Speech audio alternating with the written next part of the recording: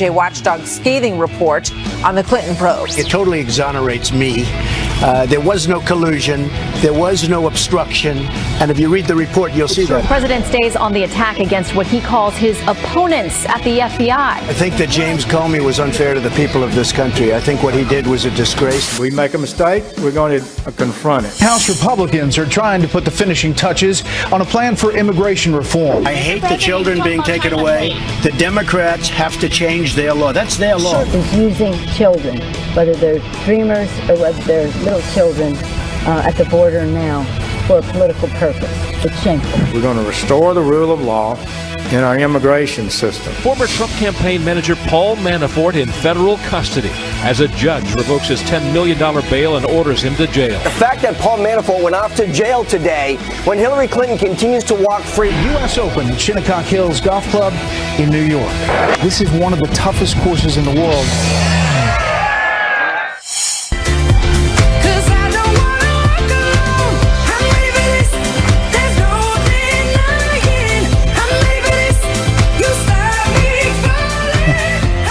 I wish that our viewers could see our stage director dancing when the music comes on. Hey, go back. 7 in the morning. Can we get a shot of Dave? Oh, come on, Dave. Now he's singing. Oh my goodness. He's got moves. He's got some moves on him. Hear them. He wears all black because he tries to hide from the camera. We see it. You can't. We'll bring it to you later on. Good morning. We're going to film when he's not watching. That's right. And we play, I don't know what that song was coming in. In the break, they were playing Enter Sandman. Oh, that's which a is good just, they play great music in the breaks, and then sometimes they go to stuff we don't know on the show. Well, I don't know why. It's all the opinion of the beholder. Dave is dancing again. There he is. There's Dave. Stop hiding, Dave. I love it. When they went to a new studio, there are robot cameras everywhere. We used to have cameramen on all the cameras. Now they're robots, except for Dave, the stage manager, who is not a robot. That's true. This is sort of... Dave's dancing is almost as exciting as the 568 pages of this report, which you have now heard of, that has no evidence that James Comey was influenced by bias, but it is an irrefutable trove of bias. 567 pages of bias, followed by one page that says there was no bias. Is that about right? Griff read the whole report. He's read every word you in don't this have report. to. We call it the Griff Notes because he did all the reading for us. He's got gave us all the tabs important on it parts. and everything. Yeah. But there's an important part that you brought up this morning that I don't think is getting enough attention. People are not talking enough about it. That's this period of time, a month of time, where you had members within the FBI agents that warned the higher ups to say there were emails that were found on Anthony Weiner, of all people, on his email from the Hillary Clinton server that they let sit for a month. That's right. So what we're talking about is an agent in New York found on Anthony Weiner's laptop emails pertinent to the Clinton investigation that involved classified information. This agent, by the way, was looking into Anthony Weiner's sex scandal in investigation. And so we can put this date up here again. September 29th, emails discovered on Weiner's laptop. And it's not until October 28th that James Comey notifies Congress about its existence, and this report calls into very serious question what went on during that month, and did political bias on the part of Peter Strzok, who we now know said he was going to, quote, stop the president from becoming president, Trump from becoming president. What happened, and did bias cause this delay? So Peter Strzok, in charge of both the Hillary Clinton email investigation and the so-called Trump-Russia investigation, right? So he's in charge of both. Griff does his homework. So on page 303, which you read all the way to, I got the executive summary down. He read the whole thing. He found this. Now listen to this. We talk a lot about how rank and file FBI agents do their job, and they don't want political bias. This portion of the report is a great example of a rank and file FBI agent saying, I'm doing my job. What's happening at the top? This is from the IG report. Listen to this quote. This is from a regular agent investigating Anthony Weiner on unrelated sex charges. He said, the crickets I was hearing was really making me uncomfortable because something was going to come crashing down. I'm telling you that we have potentially 10 times the volume that Director Comey said we had on the record. I'm a little scared here. I don't care who wins this election, but this is going to make us look really, really horrible. He goes on to say, I felt I needed to let him know about this. This is an agent saying, I found all these emails. I sent them up to headquarters. I'm getting crickets. Why am I not hearing anything? That's what you want from an FBI agent. And then he feels like for a month he was stonewalled. Who knows why? Now we're hearing, the no bias report from Michael Horowitz, who did a lot of great homework, but it appears came to some wrong conclusions that, well, there was no bias. That is the big question, though. Why? Why did they sit on it for a month? Was it because this was in 2016, back in September and October, right before the election? Was this because they were so focused on what was going on with Donald Trump at the time and them looking into potential Russian collusion? Was it because they thought Hillary Clinton was going to win hands down the election, that they wanted it to just sit? We don't have the answers to these questions, but something was going on. It seems that they were told about this from the rank and file, the men at the top. Men and women at the top, and they did nothing about it. Abby, Hillary Clinton was going to be the president of the United States. They refer to her in this report, a couple of FBI agents, as the president, as the future president. And we're going to stop Donald Trump. How that doesn't exude bias, I don't know what does. I'm sorry, you can't investigate one fairly and the other one fairly when you want one to win and the other one not to win, and you say so. To your point, Abby, about the rank and file, we spoke earlier to Chris Swecker, who is a retired FBI agent. He was one of the rank and file. Here's what he said about this month. Action was taken. They changed language. They took gross negligence out of the director's statement. By the way, the director was preparing the statement 2 months before the conclusion of the investor of the press conference. So he was clearly communicating to these investigators, hey, there's going to be no violation here. We're going to exonerate her. Before a lot of key interviews took place, before a lot of key things happened during the investigation. So here's the guy at the top of the House there saying, look, this is going to be no harm, no foul. And they're changing language. And then they sit on explosive information for a month. Chris has been with the FBI for 24 years. What he ultimately said about Horowitz is he thinks that Horowitz lost his nerve. A lot of good details in here, a lot of good information in this Inspector General report, but ultimately, to then come to the conclusion, it's like the Comey press conference. She did all these terrible things with her email, but she's innocent. Look at all this bias, but they're not biased. It takes courage in Washington to speak truth, which is a lot of the reason why they hate Trump, because he speaks truth. In this case, unfortunately, he fell short of the bar. And pay attention, because Monday and Tuesday will be very busy days up on the Hill. You're going to have Michael Horowitz, who is the head of this IG report, and Christopher Wray, who now runs the FBI, will be questioned by both members of the House and the Senate. And I imagine they'll be asking about consequences. Should action be taken against a number of these FBI agents where there was a very apparent bias and text messages and exchanges that talked about their personal feelings about the president's supporters? So that could be a very interesting hearing absolutely. Watch for it, and hopefully they'll actually call this rank and file agent in New York. But you know what else we can expect in Washington this week? That is the media to continue to knock President Trump for his lack of... His advisors let him. Their main job is to pull him back from going out and talking to the media, because he enjoys that. He likes going back and forth with the press. You compare it to the campaign trail. Do you remember there was like almost 300 days when Hillary Clinton didn't do a press conference, didn't speak to the media? You know how boring that would be right now if that were in the White House? What you can't say is that he's not transparent, that he doesn't go out there and answer the questions. You may not like the answers that he has, but he certainly talks, and he certainly answers. 52 minutes yesterday. As you said, Griff, you were on the couch. Our own Steve Doocy had a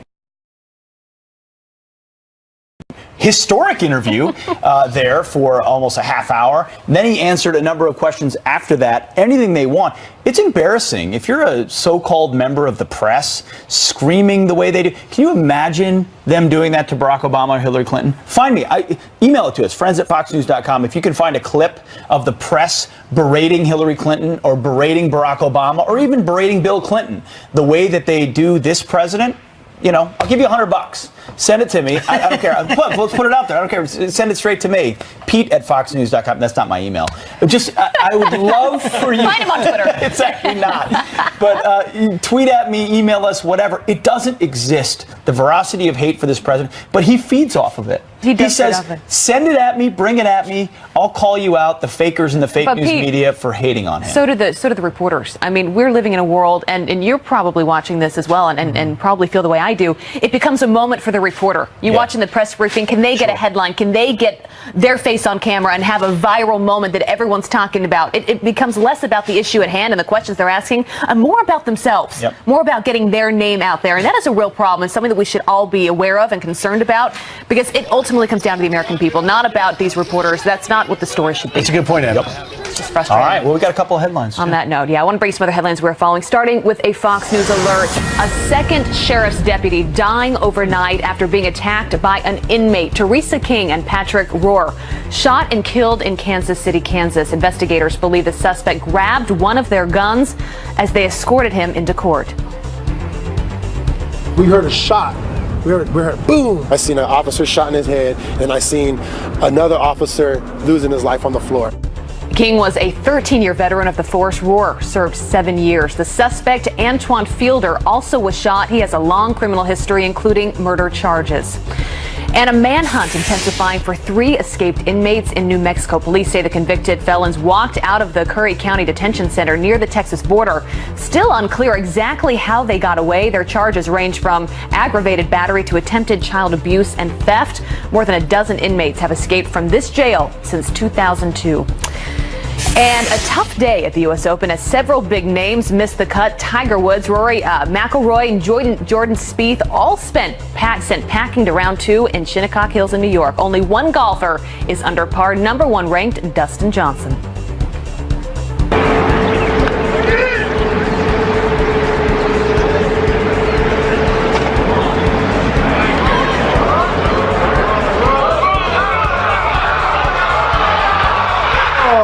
Wow. DJ has a 4-stroke lead going into today's 3rd round. Of course, you can catch all the action today on Fox and FS1. You don't want to miss it.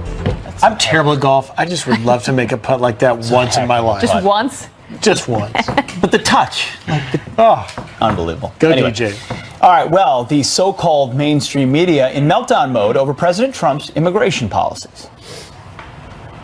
We can't find a solution to this problem without harming children, without putting them into concentration camps.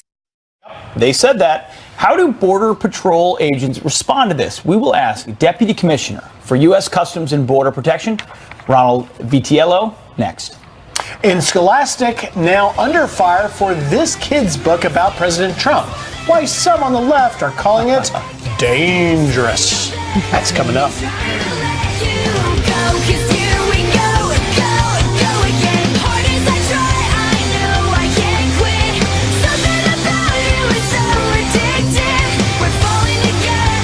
You're the attorney whose family the cartels killed.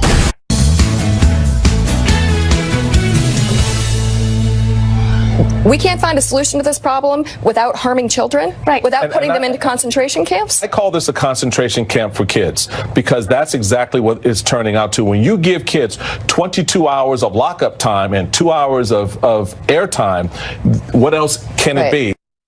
The media in full meltdown mode over President Trump's immigration policies, some outrageously claiming that the administration is operating, as you heard, concentration camps at the border. So what do Border Patrol agents on the front lines think about this? Nobody better to react to this than the Deputy Commissioner for U.S. Customs and Border Protection, Ronald Vitiello. Good morning, Mr. Commissioner. What do you say? I would like you to respond to these outrageous charges. Good morning, Griff. Thanks for having me on. That's just a crazy description of what's going on. The shelters that they're referring to are operated by Health and Human Services. They're very well appointed. They're the one that's been in the media over this last week. There are 1,500 boys there. They have PlayStations, pool tables. It's far from a concentration camp, and people should be more accurate when they describe what we're trying to accomplish there. Commissioner, I want to get to the policy, but I just want to ask one more question about the rhetoric. What is the impact that this rhetoric has on your men and women on the border as they try and do this job securing the border? Obviously, it disappoints them. They know what we're actually trying to do for these families and these children when they're in our custody. No one does more than the Border Patrol to rescue people and protect them when they're on this journey. They're in our custody for a very short time. They're turned over to HHS in these shelters. So our men and women that are out there serving the country know better, and they would like more accuracy in this discussion. Let's talk about accuracy on policy. Lay out for us what the truth is. What is the policy now? Is it different from before? I'll let you address that. It's important to recognize that these laws have been on the books for quite some time. What we've done in conjunction with the Attorney General's office, the Secretary of Homeland Security have said there are no exempt categories. If someone crosses the border illegally, then they should be referred for prosecution. We're attempting to do that. Now, a third of the population that we're arresting comes as part of a family or a child alone. The child obviously cannot be prosecuted, but when the family member brings them through this arduous journey, putting them in danger, crossing the border illegally, we refer that parent for prosecution.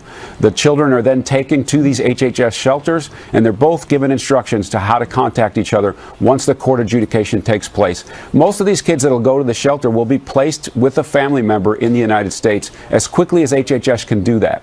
And they're in our custody in a short time. We're referring these cases for prosecution because we're trying to abate this activity. We're trying to apply a consequence to crossing the border illegally so that we can have less of that. Mr. Commissioner, I want to play a soundbite from you from another network. It's making the rounds about the what is described as inhumane treatment between a mother and her child. I want you to take a listen to this and get your response. One of the women that I interviewed today told me that she was breastfeeding her daughter when the government took her daughter from her. And when she resisted, she said that was when they put handcuffs on her. Mr. Commissioner, did that happen, and what is your reaction? That did not happen. We're very disappointed by that inflammatory story, and we have no record of that occurring in our custody. Ronald Vitiello, Deputy Commissioner of the Border Patrol, Customs and Border Protection, thank you very much, sir, for your time. And as you point out, it is important to get some accuracy in this reporting because of the impact it has on your men and women. Thank you very much for being here. Agree. Thank you.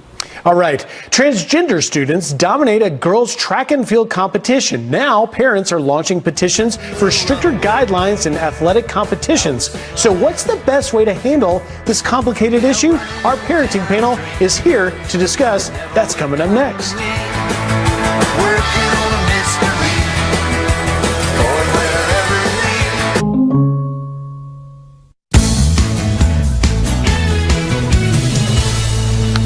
Welcome back. Well, one parent in Connecticut launched a petition to change the policy on transgender teens in athletic competitions after transgender students dominated a girls' track and field event. Bianca Stunescu, whose daughter came in 6th place in the state competition, joined Fox and Friends yesterday and says there is unfair playing field. Feels to her, as it is to most of us, that it's an unfair playing field. And once again, if she would have been in the 7th place, she would have never had the chance to advance, and the places would have been taken by biological male. So what is the best way to handle this situation? Our panel is here to discuss. Mother and author of Kick a Single Mom, Emma Johnson, father, psychotherapist, and author of Disconnected, How to Reconnect Our Digitally Distracted Kids, Tom Kirsting, and mother and attorney Keisha Hebben. Good to have you three with us. All parents, and I'm sure all have an interesting take on this. Keisha, you got a 15-year-old daughter. Yes. Where do you stand? I don't think it's fair. I feel that we're born genetically, physically, one gender. So I'm all for transgendered individuals having rights and things like that, but it's a mental choice, I feel, and it's not fair to have someone who's physically different competing in a sport with the opposite gender, because it's not a fair, even playing field. There's no way they can compete fairly with girls if they're born males. Emma, you don't agree with that? I don't, and we're increasingly just accepting across the board that that is just not the case. This is not a choice. This is a biological thing that's happening, and it's widely accepted, so we can't go backwards. This is only going to happen. Schools, school districts, sports are accepting and addressing transgender students. My point is that it's half. The studies all find that it's 0.5% of the U.S. population identifies as trans. That is a handful of kids in every school, and the chances of those kids being really great athletes and this issue coming up are very small. So let's use this as a great opportunity to teach our kids grace, opposed to complaining that they individually did not advance. Transgender kids are at such high risk for dropping out of school, addiction, being homeless. If they want to pursue something so positive as team sport that's going to benefit the team, that's going to benefit that school, that's going to be a great role model for other kids, why not embrace and encourage that? Here's the thing, though. There are a number of people involved in this, Tom, right? Yeah. According to this mom who we had on the show yesterday, she says, well, there are also kids kids that feel like they don't get a fair shake here, that it's not a fair competition. That's for my them. argument too. I mean, you can't make something fair for one group by making it unfair for another group. So the reality is, I mean, I'm a male. I played college sports, college baseball, and I have a different anatomy. I'm stronger, and it's just the way it is. I understand that people who are transgender, they identify a certain way, and I get that, and I understand that. But when it comes to sports, you know, if you have a hulking male that has now transitioned to a female playing on a girls' softball team, or whatever it might be, that may potentially be taking away a scholarship or something from somebody else. That's the same argument that we've been making about men, that we've been made about men and women 100 years ago, or about different races, that making more opportunities for an underrepresented group is taking away opportunities. You could say these are two different things, right? And we're trying to have this conversation now as a nation. Keisha, you've got a 15-year-old daughter. Right. How do you talk to her about this topic? Well, I tell her to accept people for how they feel, do not discriminate, but you also have to face reality. If you're physically a male, that's what you are in terms of competing in sports. And as far as, you know, race and things like that, it's totally different. You're born a particular race. You can't help that. And I understand that you're saying it's not a choice, but physically you're playing a sport against someone who can't compete with you. Let me just say one thing. At some point, you know, I understand all this, but at some point we have to reach into something known as common sense. And I think that's what we're really slipping on as a society.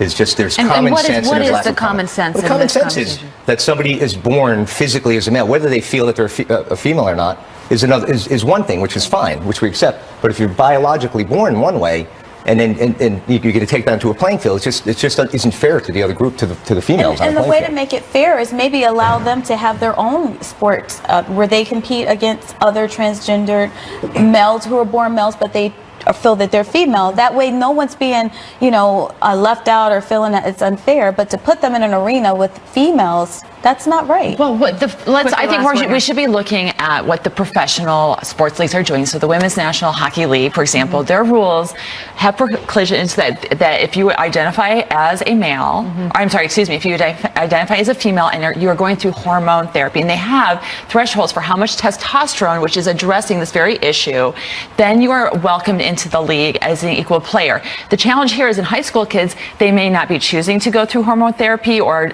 sex reassignment because they are young. They're still young people and their bodies are changing, and that's not medically recommended. So if that's what they're going to be facing as professional athletes, let's apply a version of that to these young people and encourage this really positive thing. All right. Well, we will leave it right there. It is certainly a debate that will continue. Emma, Tom, Keisha, thank you so much for being with us. Thanks so Appreciate it.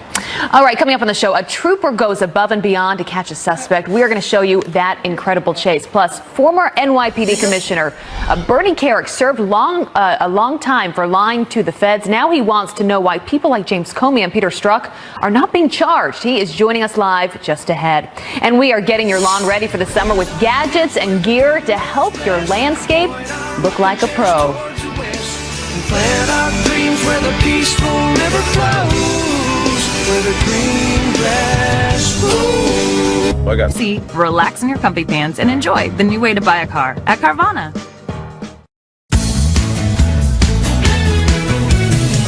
I know it's up for me. If you steal my sunshine, making sure I'm not in too deep. If you steal my sunshine. This is what Pete and I do on the show on a Saturday morning. We sing.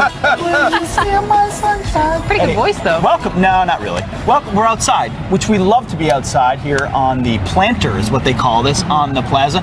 We've got some. Hello, folks. There we go. We're on TV. We got some Houston, great folks Texas. with us. Houston, Texas, around America. If you're here in Manhattan, come join us. We'd love to say hello. We've got some news this morning. Something caught our eye. So Scholastic, it's a book company, a media company.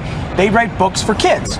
Well, they're under fire this morning for a book about President Trump for elementary school kids. Now listen, it's for first and second graders, so the book is meant to be simple for kids to understand their president, just like books that may have been written about, I don't know, George Washington or Abraham Lincoln or Thomas Jefferson. Here's a small excerpt of the book. It says, this is about Donald Trump. It says his buildings reached into the sky. His businesses just grew and grew. Then Trump became our president. People wanted something new. Again, something written for young kids in school. Now, the haters, have said, no, you're normalizing the president. This is unacceptable. They say the book, some people say the book is dangerous. This is from the Social Justice Books Review, says this book is we find this book to be dangerous from a democratic standpoint. They also say perhaps words like Islamophobia, xenophobia, and misogyny are too complicated for first and second graders, but the concepts of exclusion and unfair treatment are certainly within reach. So what the book is supposed to be about is how racist our president is and how horrible all the people are who voted for him. I mean, effectively, that's what they'd like the book to say. But that's okay for first and second graders? Apparently. That's good for first and second graders. Let's not forget, I mean, it's a bit of a stretch, but there is a First Amendment angle on this, which is you have a right to publish whatever you want. In this case, it is a historically accurate book that they're putting for kids. And so it's fascinating to see another angle of the anti-President Trump movement launching into children's books. I don't know if we can do the angle on the screen, but I mean, that building does look like it's reaching to the sky that's right next to us right here in Midtown Manhattan. If I'm a first or second grader, that's sure as heck what it looks like. Right. Businesses did grow and grow, and he did become president because the people did want something new. Email us, friends@foxnews.com. Are you comfortable with this book being in your schools? I just ordered it, actually, on Amazon. For your boys? 100%. Well, it's on back order. By the way, it's popular. To your point, he is our president. He is president of the United States, so you can disagree with him and all that. But as you said, I've got a lot of books on my little girl's library in her nursery that are about all the past presidents, a number of them, because that's history. That's part of our country. Abby, while you're reading headlines, I'm going to order one for little Isabel.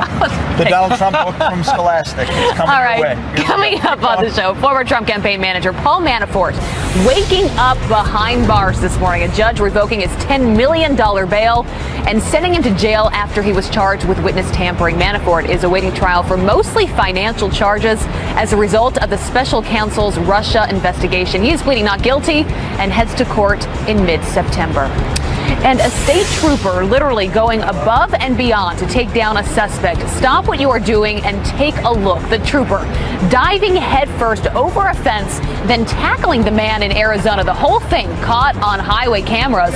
It all started when the suspect refused to pull over a traffic stop. Officials say that he had drugs and is facing a long list of charges. Well, she went to Washington to get a woman out of prison. Now Kim Kardashian isn't ruling out a job in the Capitol. Would you ever run for office? I guess never say never, but that's not going to be like a Kim's run. That's not where what I'm going for. Kardashian tells CNN she enjoys using her platform to help people. Earlier this month, President Trump commuting Alice Johnson's life sentence for drugs after meetings with the reality star. Her husband, of course, Kanye West, says he'd run for president. And this is the ultimate symbol of freedom. A bald eagle lands on the roof of a school with the American flag waving behind it. Take a look at that. What makes it even better, though? Students at the school in New York State are known as the Whitney Point Eagles. A school resource officer snapped that awesome moment, and that is what America is all about. Love it. Rick, what do you got? All right, thank you, Abby. Well, summer is here, and that means spending more time outside and in your yard, but that doesn't have to mean that you become a slave over it. So here with the latest in lawn care gear is Missy Henriksen, Vice President and spokesperson for the National Association of Landscape Professionals, and we are on some awesome grass. We are on some grass. Let's talk first about the benefits. It's not turf, it's real grass. This is the real stuff. We can take our shoes off if you want. This is the real stuff, and we want to talk about why that's so important. A lot of people don't understand the benefits of healthy lawns. A couple different things. Social benefits. Lawns are where memories are made. That's where kids learn to kick a ball. We host graduation. I was playing wiffle ball on my lawn yesterday. See, you can firsthand testimony. That's where memories are made. In addition to those emotional connections we have with our lawn, they also provide significant environmental benefits. They take care of providing oxygen for us. They act as purifiers and take care of protecting waterways. And then Missy, that's important, but I am dying. What is this thing over here? Okay, this is how I would take care of it. Of course, I I'm want to see listening, that man. thing. You guys want to talk about some of the fun gadgets that we have here. And it's particularly appropriate with Father's Day tomorrow. So we have a couple of different things that are happening here. First of all, we have some equipment from Husqvarna. This is all battery operated, which means no emissions. It means that there are no fumes. I miss the smell of the two-stroke engine from my childhood. I got to tell you. I know, right? Yeah, but Look at no this more. guy. And it's all lightweight and easy to use, but no sacrifice of power or performance. This next thing that we have around here, this is from steel. Be careful there. Listen, whoa. It's so all right. It's cutting the lawn or my feet. No. It is a safe machine, and it is a robotic mower that senses when we're here. It notices I'm here. It's going to back up. Is the blade far enough in there? That's what I'm saying. Do you want me to, am I really going to test this? Completely safe. With this, they say you relax and I mow. So lots of great advances. It's the laziest thing ever for your lawn care. You can sit back and relax. It does the work for you. It even will take care of mowing at night when you're sleeping. And if you want the traditional one, you do have that. Oh, get out of here. Look at you. It knows where you're going. So all of this equipment, as I said, is battery operated. Chainsaw? You don't need to worry about refueling. I don't have to pull it either? You don't have to pull anything. I'm trying to start it. I Very can't figure easy it out. to use. So with this one, we're going to need some safety equipment. Let's start with an easier piece. Okay. We don't want to have to drag out the safety equipment. All right, we can start up this one. All right, this is our blower. I push it on. Oops, did it too far. All right, maybe the battery's not charged. No, the battery's. Oh, there it is. But notice how the noise is very quiet, not hearing a lot, but we're not sacrificing the power, which is really significant. Usually, and how about some good battery life? Yes, let's test that. It's working so well. And just a real quick point before we run out of time. The lawnmower, the remote control one that we're so fascinated with, not for children to ride on. Not that would not be obvious common sense. Not for children to ride. Absolutely not for children to ride on, but it's very safe. Again, it will come out while we're sleeping. It will do the work. It takes a little bit off the blade or off the grass every day. And the nice thing about it, it helps with the health of the lawn. It returns the nutrients and the moisture to the lawn. Lots of good benefits going on. Missy Hendricks, thank you so much. Good job out there. Abby, we're going to take care of the lawn. Over to you. Thank you, guys. All right, coming up on the show, he served time for lying to the feds. Now former NYPD Commissioner Bernie Kerik is wondering why there is a double standard for guys like James Comey and Peter Strzok. He is here live next to explain. Plus, Alan Dershowitz, Herman Cain, and Stuart Varney all here live. We've got a big 2 hours still to go on this Saturday morning Fox and Friends.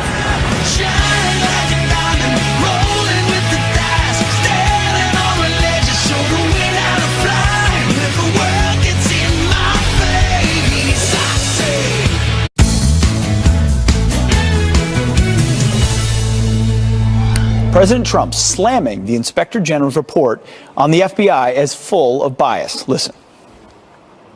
When you read the report, it was almost like Comey. He goes point after point about how guilty Hillary is. And then he said, but we're not going to do anything about it. The report, the IG report, was a horror show.